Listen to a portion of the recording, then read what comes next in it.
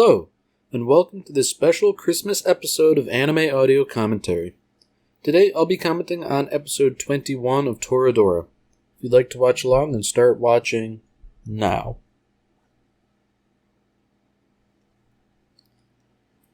So here we go, they're finally on the skiing vacation. I can only imagine things will only be going on so long before trouble starts.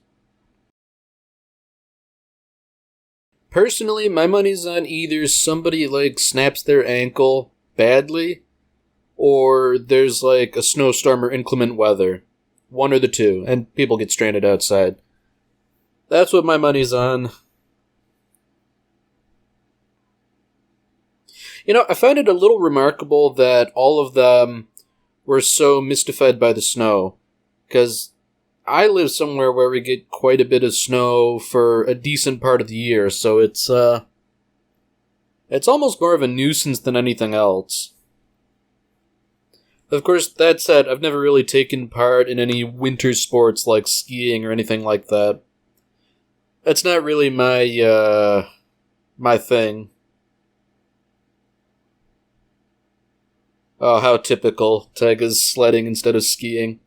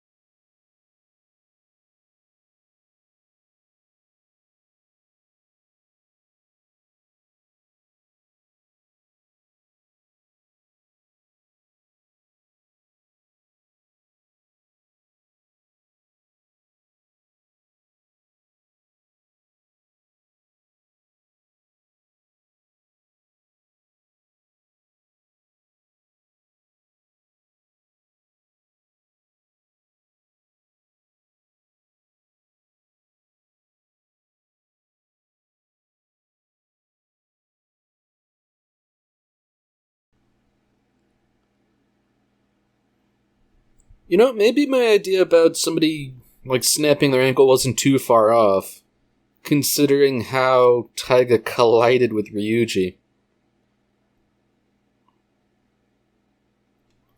So, they were both sort of talking a bit about how they weren't going to spend any time with each other, this was going to be a romantic trip and all that. But they certainly are spending a fair bit of time together.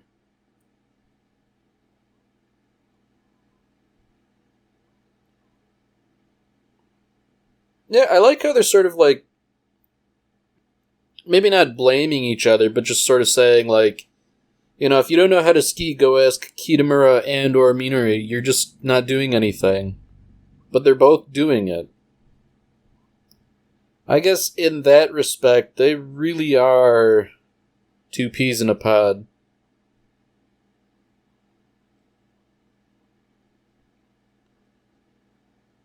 Uh-oh. I think Ryuji's noticing patterns here. And now I think we're calling back to that little New Year's thing we didn't see the resolution of.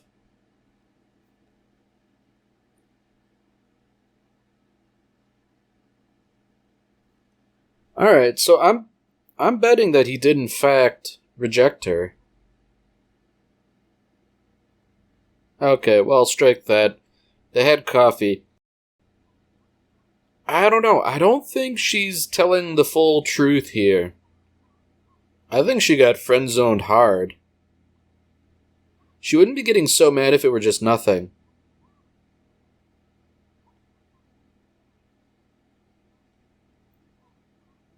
Oh dear. It seems like everybody's blowing up at each other.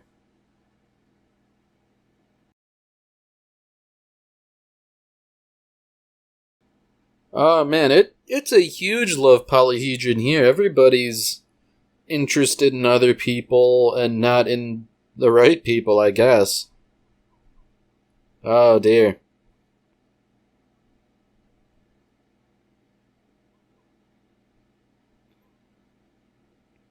You know, little does anyone realize that Kitamura is sort of like the linchpin of this whole thing.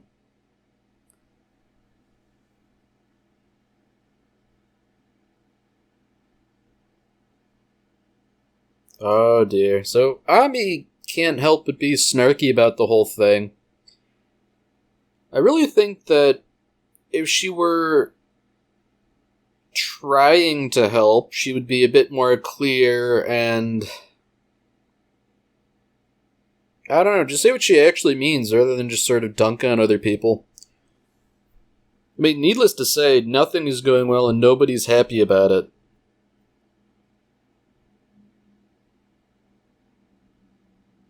I mean, personally, if I were in this situation, I would kind of like stop angling to get with someone too, just because everything's already so glum. So I guess, in a sense, I couldn't blame Ryuji if he sort of backed off the whole thing. But... Huh. Oh, Ryuji's doing some big thinking again. I'm wondering if maybe Taiga made up the whole coffee break thing.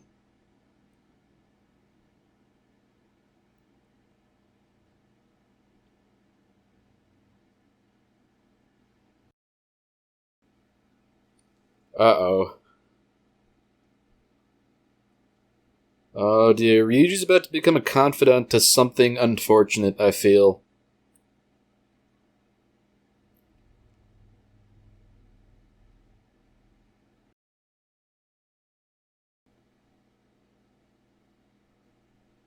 Oh yeah.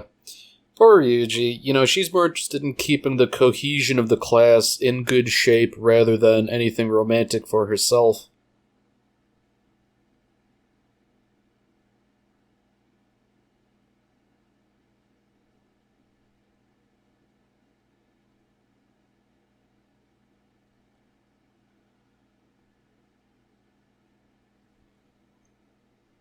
Okay, so Ryuji is sort of like... He has some knowledge about what's really going on here, and Minori has, like, another half of the story. I think this is another instance where it's like a fool who doesn't really know anything sort of speaks the truth, in that Minori merely knows half of what's going on, but based on her intuition, she's sort of saying something that's true. And it is in fact true, but based on the facts that everybody's aware of, it doesn't seem like it is.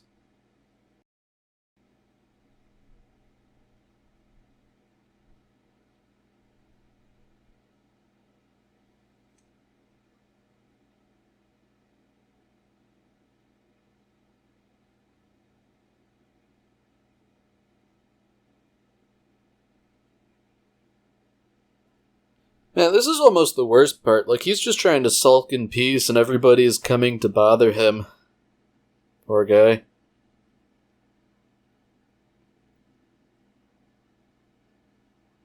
Oh dear.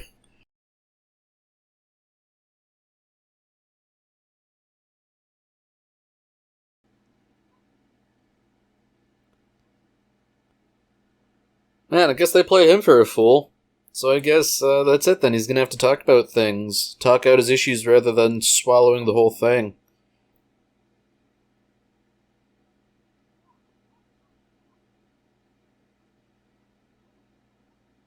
Man, this is almost like unprecedented. He's actually divulging everything. Like, that takes a fair bit of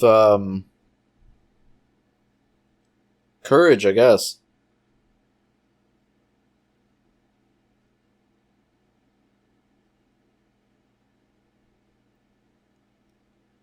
Alright, so I don't like that look on Kitamura's face. He wants to cause trouble here.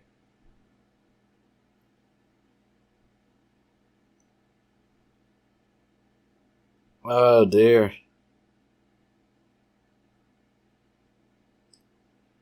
So, yeah, like, Ryuji sees right through this ploy. Like, the girls were causing social strife earlier, so now Kitamura is going to return the favor by means of Ryuji.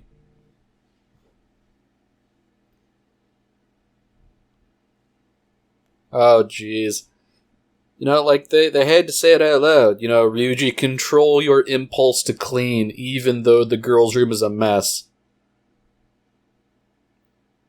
Oh, man, I know exactly where this is going, and it's not gonna be good. Okay. Well, you know what? Maybe it's not going to be as bad as it could be. At least Taiga might sort of understand Ryuji's impulse to clean, even if she doesn't know what precisely he's doing here. Oh, no. Ryuji can't help himself. He's gonna have to intervene.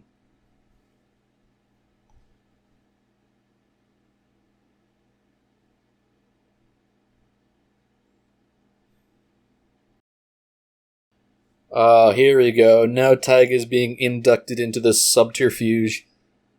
This is like classic farce material. Something is going to hit the fan and everything's going to go up in flames.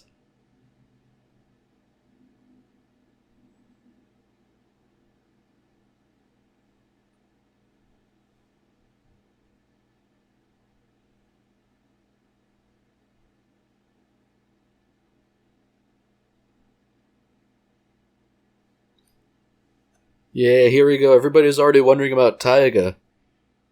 Surely she shouldn't be closer than we think she is. That couldn't possibly happen. Oh dear, and then everybody's spreading rumors. Oh dear.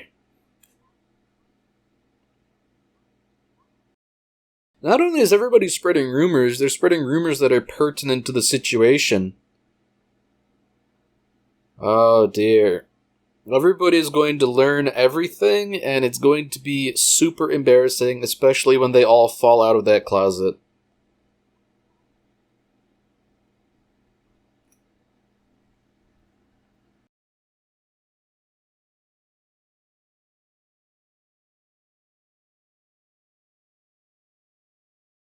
Oh dear. Serious girl talk, that is a very ominous phrase.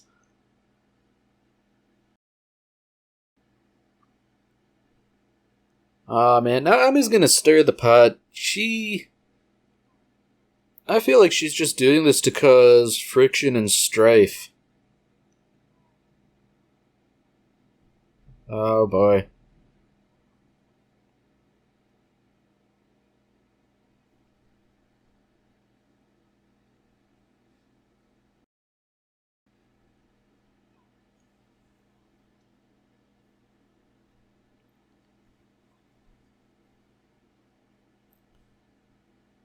So that's just like a little tidbit of gossip that just sort of like attracts all sorts of unwanted attention. And I'm wondering if she's doing this because she knows they're in the closet listening to this, and she's trying to force things into happening. Because the way she's sort of like, not berating Minori, but sort of like discussing the situation. Like, it seems like she's doing it for the benefit of a hidden audience.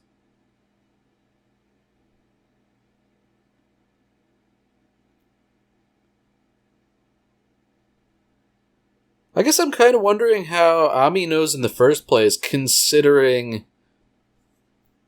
I doubt Ryuji would have been likely to share that bit of information around. Maybe he didn't, I just don't remember.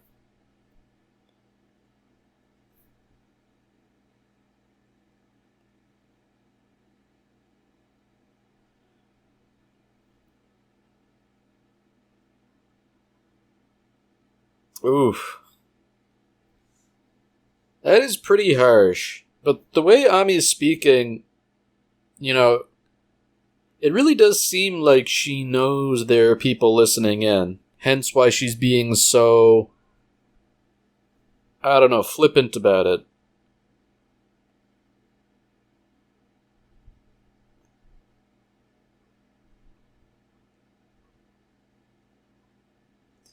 There we go. Finally, somebody's calling her out for this. Why are you instigating trouble? Because that's clearly what you're doing.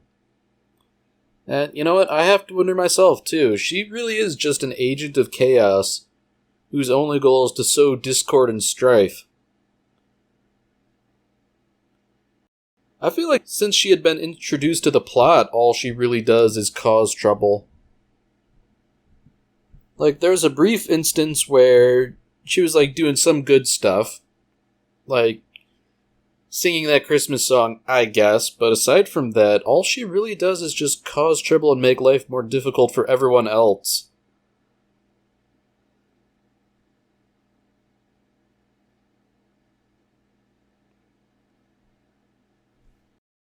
Alright, so this is the big mistake here. All the guys are hanging around talking rather than getting the hell out of Dodge. They do not realize they are still in enemy territory. Like, at least Taiga has the good grace to sort of, like, tell them all to basically shut up and not breathe a word about what they heard, because they really shouldn't have. And if they go spreading that around, that implicates everyone in all kinds of stuff that really nobody really wants to be implicated in.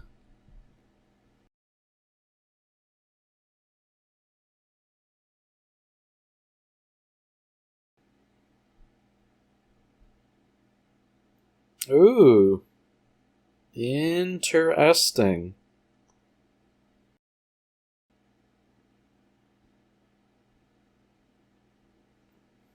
So perhaps Ami has a bit of a guilty conscience here, hence why she's confessing. Oh, no, it's just about last night. Okay. I thought she was saying she said something a while ago that caused all this trouble.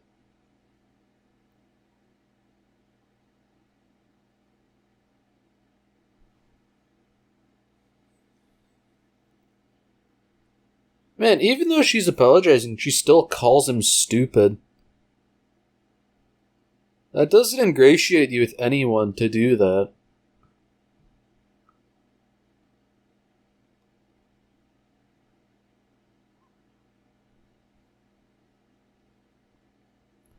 Oh dear.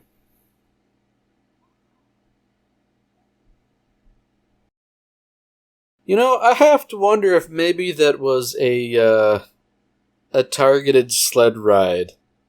I feel like you have to aim for people if you want to hit him with your sled.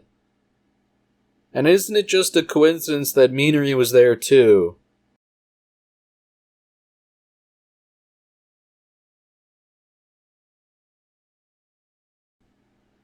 Oh dear. So now Ami's making more accusations. She was trying to, like, mend things, but now she's just digging the hole deeper. Oh dear. You know, I think this is just entirely a big misunderstanding, because we all know Taiga's probably not good at steering the sled. It was probably an actual accident. Just a highly convenient one.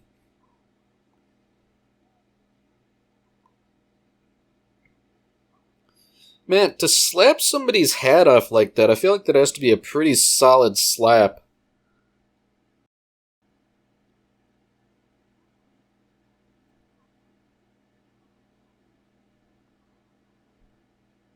Uh-oh.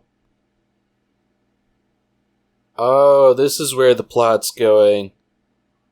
They lose the trinket and it falls somewhere out of bounds of the mountain, so somebody's going to go looking for it late into the night. Oh dear.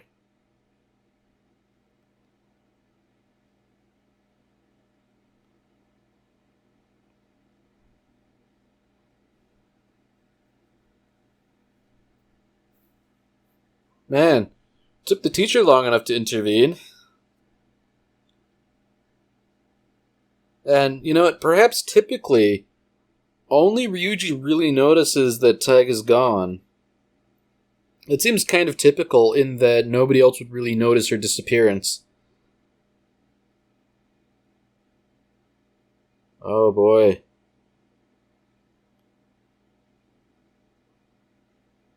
Man, that is a very unfortunate cut. Cut to nighttime, Taiga's still missing, people are searching for her.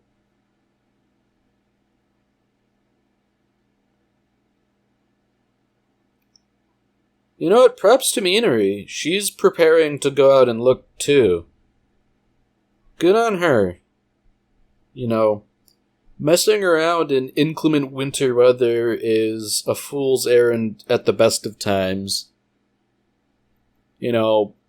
Freezing to death is, from what I've heard, an oddly comfortable phenomenon in that, it doesn't really hurt or anything. It's just sort of like going to sleep, from what I've heard. So,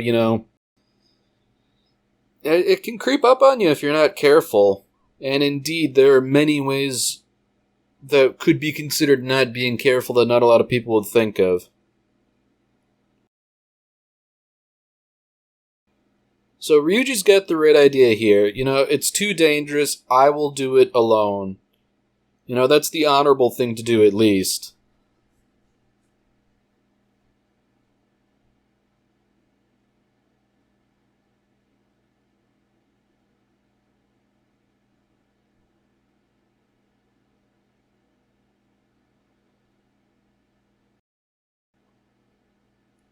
Oh, Ryuji's making promises, alright. Oh my god.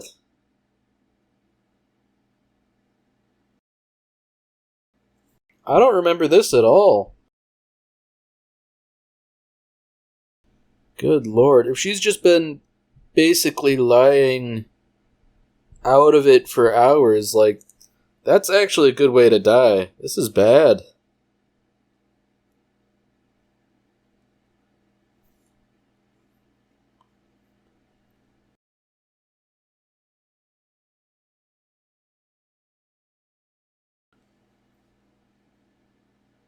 Oh dear. Seems in her state of delirium she's about to make an admission here.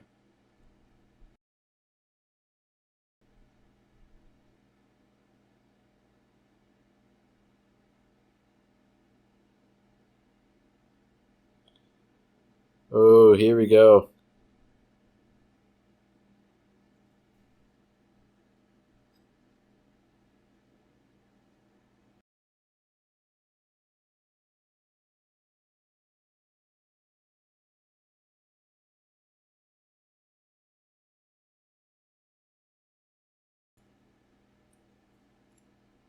Oh, there we have it. There's no turning back from that.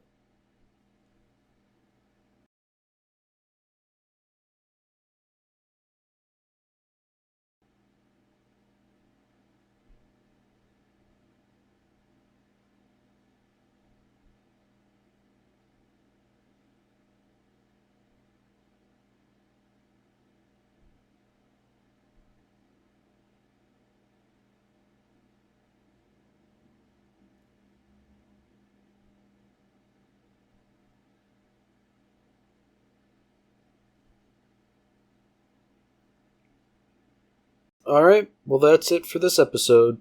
If you've enjoyed it, then by all means, tune in for the next one. Merry Christmas, Space Cowboy.